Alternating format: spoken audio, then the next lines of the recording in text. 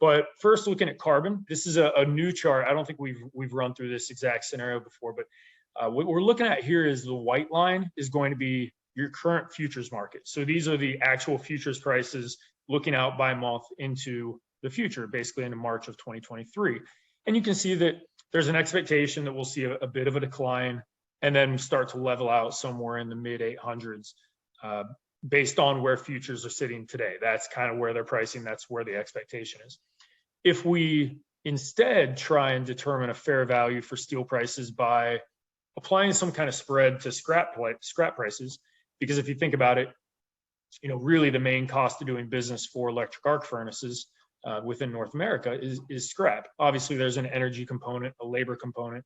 But if we take let's say a round number of $300, slap that onto the busheling scrap futures market, you get what's shown in the yellow line. So I'll call that yellow line roughly to be fair value of steel prices, basically the pricing under which an electric arc furnace would be comfortable-ish to sell steel.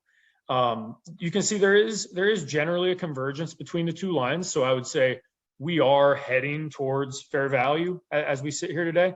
The one caveat I will say to that, and again, this is pretty fresh data, is that the expectation for busheling scrap prices for the month of July are expected to reset down by up to $150, which that is a big move in scrap.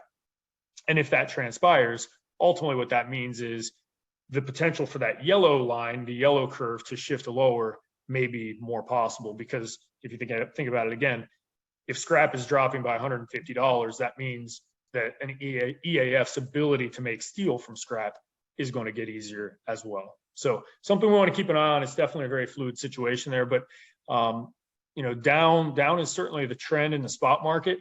But I think we're going to begin as we roll into the later months of summer. I think we're going to see the pace of those declines really begin to wane, and maybe we perhaps see a little bit of troughing